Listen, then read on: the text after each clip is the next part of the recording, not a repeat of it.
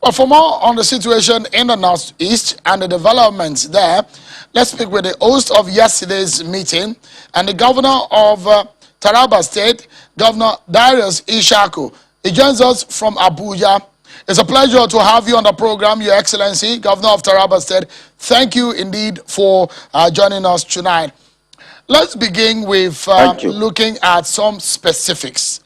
Perhaps from your own point of view, you are a second-term governor, and you have seen it all, if I may put it that way, the problems and the challenges of the region. A region bedeviled by the issue of insurgency. But from your own point of view, where you're standing, what would you say is perhaps the most daunting or the most challenge that is being faced by the leadership of the region or by the people of the region at the moment? At the moment, the problem we are still facing up to now is insurgency, banditry, insecurity, information. We still have those problems. Although it has been greatly reduced, we're happy about it, but the pressure must be sustained.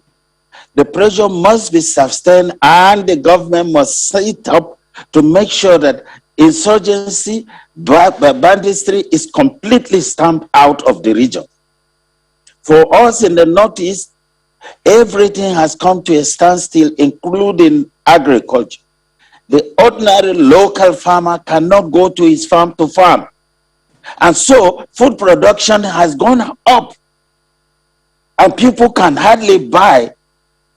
I was asking before our meeting started, a bag of corn that used to be 7,000, maximum 10,000, is now 25,000 naira. It's outrageous for the ordinary man. And these are the problems we are faced with because people cannot get to the farms. You go to the farm, you risk your life. It is better, it is being contained, but the problems are still there of insecurity. Our labor leader was kidnapped 2 days ago in his home. And that is the second time he's been kidnapped right in the heart of the city. This is one of the things we are suffering from. Kidnapping, banditry, insurgency. Would you say, Governor, that the situation is better compared to 6 years ago when you became governor? Of course, yes. It's much, much better. For the last maybe 6 months, it's much better for the last 6 months than it were in the beginning. It's much better. At least the graph is coming down a little, but we will need to sustain the effort. And I will still request the federal government that those who are along the border regions and those villages who are hard to reach, they must teach them how to manage to use the guns to protect themselves. You can't leave human beings like this at the whims and caprices of somebody who moves with AK-47. This is wrong. They should like 10 or 20 people in each village along the axis of the boundaries. At least they can protect themselves. At least you can't come there and kidnap the whole 100 and something people, and then they are demanding ransom, and then be killing them one after the other. Something must be done practically, something that works practically. I believe that some people must be trained, even in the villages. Okay, so your reference point now is perhaps on the issue of how we can organize community policing. That is being a major issue. I know you're talking about citizens also arming themselves with weapons to defend themselves. That is not captured in our law. Are you advocating for such a thing, and how will that happen? The law is made for a living human being. The law is not made for a dead human being. You have to be alive to be in that studio. If somebody kills you on your way here, you can't be saying that. When the security can protect you, then something in the alternative must come in. We must be practical. Or train people, give them practical induction, let them know what to do. If you leave me, the NYC, I would say, should be 2 years. 1 year for compulsory military training, and the other year for the social work that they are doing now. So that anybody who graduates as an NYC person can know how to handle the gun, can know how to defend himself. Just like it's done in other countries, like in Israel, like in Lebanon and other places. You must engage your citizens to be proactive. When you cannot provide the security, you must allow the people to protect themselves. Constitution or no constitution, you first have to be alive. Let me ask you this very rather crucial part, because of it's something that is on the minds of a lot of people, because from 2009 or so, when this insurgency reared its head, ugly head, a lot of people have been asking, and the federal government had come out in the last few years to say, there are people who are sponsoring these insurgents. As a governor, have you been able to wrap your head around what exactly or who exactly are these sponsors? Why is it difficult that we are not able to know or identify those who are sponsoring these insurgents? Do we know them? Do you have an idea? As a governor, I have asked these questions several times to even the security agencies during our meetings. I asked, number one, who are these insurgents? Where do they get the AK-47? Why is it that they are invisible? That they are not being caught? So if these three questions are not answered, then you know, of course, that there are sponsors. These are brand new AK-47. How will a local man go and buy such an expensive weapon? It is in the cassette, in video, all over the place, where somebody was confessing that these guns are provided to them and that they have been trained on them. It's the work of the security agencies to get out to the root of this. Who are the people? Where are they getting these guns? Why is it that they are not able to be caught? Why are they impossible? If they can go out of this country and capture people who are declaring for independence, then why are they not able to detect who are killing our own citizens here in the country, in the farms? Shay, there is more to it than meets the eye. Do you think perhaps this is political? Do you think that it has some political undertone? Because, I mean, if it's difficult to unravel... It is absolutely political, and even more than political. It is more than political. Do you see external powers or external influence in trying to trouble the Nigerian waters? No, this problem is Nigerian grown. It's Nigerian born. If there are external people who are coming to us here, are we so foolish to destroy ourselves? I mean, we have had independence since the 60s. We have grown. If it's education, if it's whatever, we are now educated. We are illiterate. We know what to do. And our citizens have elected us into position to protect them, not to kill them. Who will come from outside to influence you to go and kill your citizen? What for? This is a home problem. This is homegrown, and it must be solved internally at home. What do you suppose will be perhaps, because you said that things are abating gradually and somehow in the last 6 months, but what do you suppose could be the problem to nip this problem in the bud? If we stand up, put our foot down, that this problem should be erased in 3 months, it will go. If we say, look, we have very brilliant Nigerian soldiers. We have very brilliant Nigerian policemen. We have very brilliant, call them. They have gone to Congo. They have gone to all over the place. They have fought war all over the place. And they have won. They have defeated. They have brought peace in other countries. Why not in our own country? Why not in Nigeria? We are capable of doing it. We, the Nigerians, can solve this problem. All they need, the wherewithal. Give the military the equipment, give them the training, give them the facilities, and allow them. Give the same thing to the police. Recruit proper people, give them proper training. They will do this job. And allow them, give them target, they will do it. Nigerians are very good, both military, police-wise, and other. They are all equal to the task. Give them this task. I'm telling you, if the government wants to do it, in 3 months, it will be a thing of the past. Governor Ishaku, if you were the president today and you said that if government want to do it, they can make this happen in 3 months. If you were President Buhari today, what would you do differently? What I'll do differently, I'll listen to people. I'll listen to people. Wide consultation. Wide consultation. And I'm telling you, you will get a solution from where you least expect it.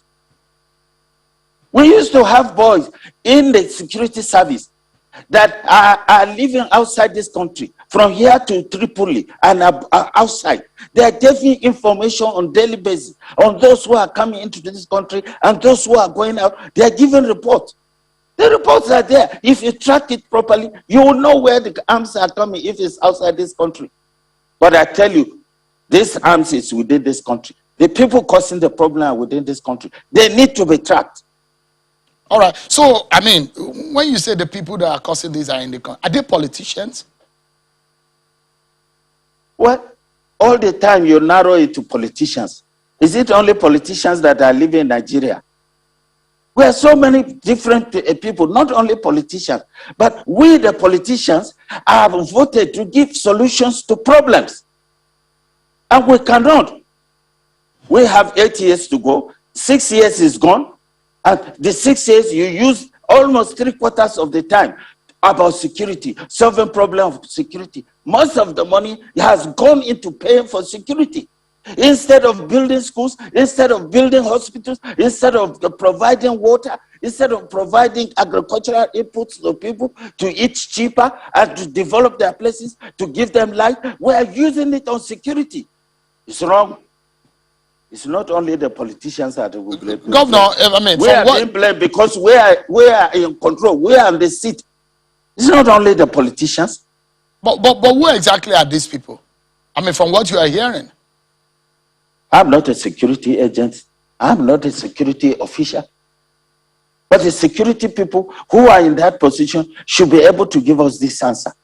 You can't tell me that all the security that we have here, all of them don't know where this is coming and don't know what to do. I don't agree with that. I absolutely don't agree. But they are all intelligent. They are all not. Now, you see, it depends if the security man gives you correct information and you refuse to use it. If today the security man brings me a report that there is going to be an attack in Jalingo, and I turn the report upside down, and people are killed, is it the fault of the security man? It's my fault, because I didn't use the report. And I believe they're giving this report. But it depends. If you use that report properly, if you act properly, if you act in time, then you nip the problem in the bud. So let me, if you look at it now, there is a problem of out-of-school children, which is a major problem in the south, in the northeast region of the country. If you look at it, over 1 million out-of-school children are there in the northeast region. That's the United Nations statistics, and it also shows that northeast region is home to 60% of Nigeria's 13 million out-of-school children. Let me ask you first and foremost, the Almajiri schools built by the Jonathan administration, where are they? Are they still functional? No, they are not. And I don't think the concept was good. You can't just build a Almajiri school for one section of a person. The concept and the model was wrong. But what they are doing now seems to be working, because we have tried the new system that I think is the World Bank or UNDP that is bringing it. But the system they have brought now seems to be working. We have tried it for like 1.5 years. It's working very well in Taraba State. And we've gotten a lot of people out of school already. We are now trying to improve on it to make sure that more of the out-of-school children go back to school. But you see, the displacement of people from their place of abode is also causing problem. The insecurity will still come back to it. So you find that the IDP camps Children are gone there, but their parents have to evacuate them from where they are. So where they are maybe is completely where there is no school. And then before you get them, it's 1 year or some months after to get them to fix them to a school where they can go. We have been trying that, but it's not easy. Insecurity, if there is no insecurity, out of school children, we are already managing them. Those within the city, those within the confines of safer areas, for the last 1.5 years, we have been able to tame them. We have been able to get them to school. Like the former Emir of Kano State and the former CBN Governor Lamido Sanusi said that the northern region is sitting on a keg of gunpowder. How dangerous is it for allowing some of these kids to roam the streets and the unemployed or the idle northern youths that are not gainfully employed? How dangerous, and what are your fears about the situation? Is very, very dangerous. An idle mind is the devil's workshop. And an uneducated idle mind is worse than a devil's workshop. Because that's just a mind waiting to be induced, waiting to take anything, to do anything that is bad. The onus lies on us, the leaders, to be able to educate our people and to educate them to the best level we can. We have been doing it. I said in Taraba particularly, we have been #1 in the north for how many years now? About 4. We are working assiduously. It's not that we have perfected yet. No, it's still work in progress. We have built so many primary schools. We have renovated virtually all the ones that we met on ground, built new ones.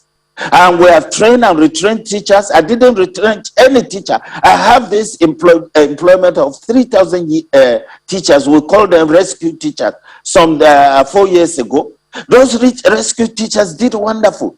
We were bringing people to train them in their schools and in their centers, sometimes in Jalingo. They trained and retrained them, and they did wonderfully well. Excuse me. They did wonderfully well, and they're still performing. And we are adding to their numbers. So all you need to do is to incentivize the teachers. We train them and retrain them, and we monitor them. We monitor them on every weekly basis. Our supervisors are on the field monitoring them, and that has helped. All right. So, because there is, on the issue of insurgency, there is the locally grown Boko Haram insurgents who are in conflict with ISWAP, the foreign insurgents. That scenario, how would you describe it? Is it a good news for the insurgency war if those guys are at war, at loggerheads? And perhaps, what dimension are you drawing into this?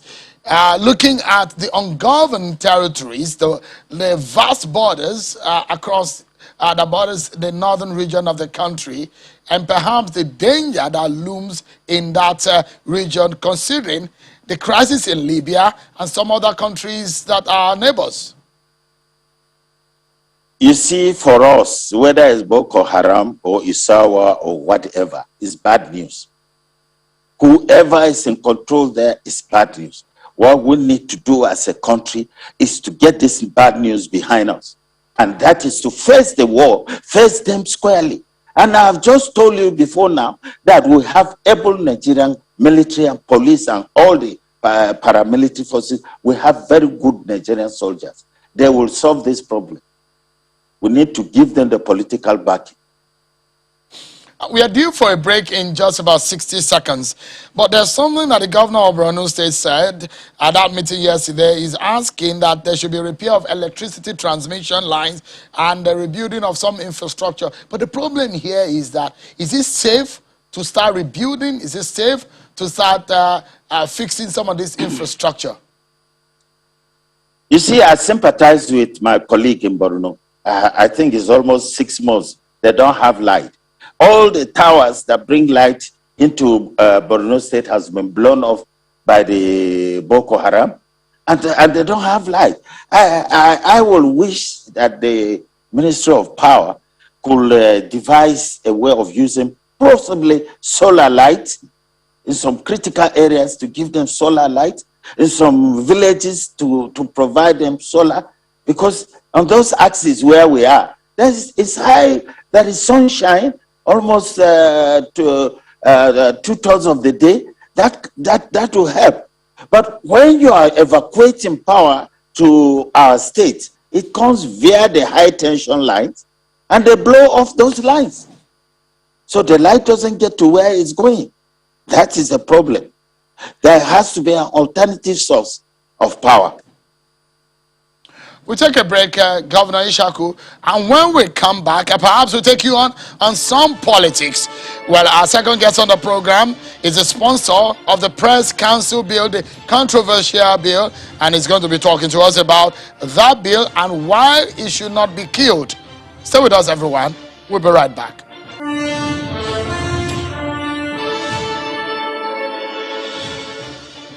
Thank you so much, everyone, for staying with us right here on Politics Today Channel Television.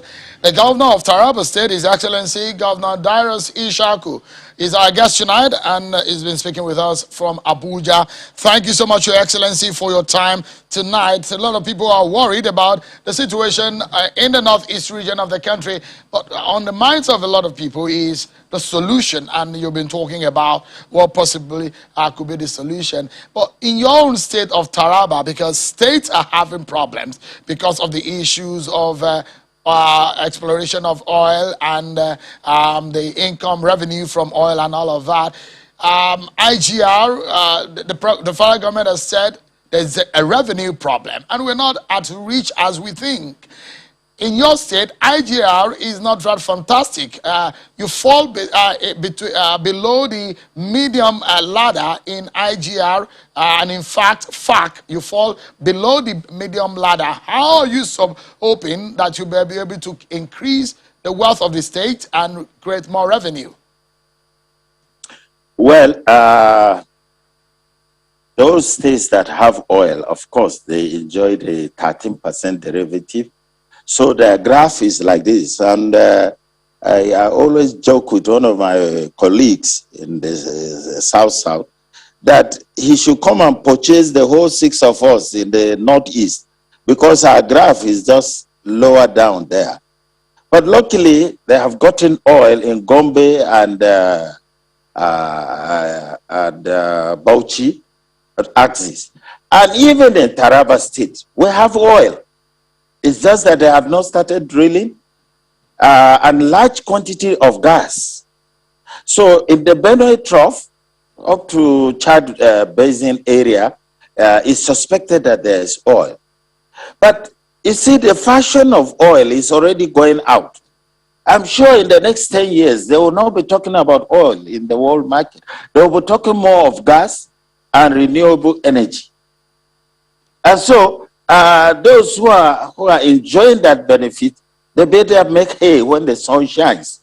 They better make hay, invest for their people, so that when this oil dwindles, because the Western world is not waiting on us.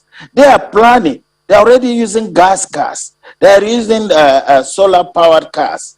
So they will not need your oil in a few years to come. We must move faster in developing things like gas, and move faster in plugging into areas that could help us, and particularly agriculture, so that we do not import food. If we can do that, like I understand Venezuela is doing, if we can do that, it will help us that we have used the oil revenue sensibly. Now, if you come to a rural state like mine, you are talking of IGR. The biggest factory in my state is the civil service. That's why I cannot retrench even one person, because every one person has 10 to 15 dependents on him. So I cannot just wake up one night and sack 3,000. There will be more than 3,000 times 10,000 crying in the whole state. I can't afford it. It will get to a point that you might not be able to bear the wage of, the burden of paying their wages at some point. If the revenue problem... Already I'm there. Already I'm there. I'm just trying the best. The money we get from the federal government, when it comes in, virtually all goes to salary payment. But what I'm telling you, we are working hard on our IGR. But the IGR that will really get you out of this is if they start exploiting the oil that we are getting down in that area. But Governor, let me come in. Yes. Apologies, because I look at Taraba State, for example. Salt in large quantity around the Wukari area is found there. Mabu in large deposits is found around areas like Ibi, Karimi, Lamido, areas in Taraba State. Are you looking inwards in some of the non-oil deposits and natural resources that you have in your state? We have a lot of those minerals.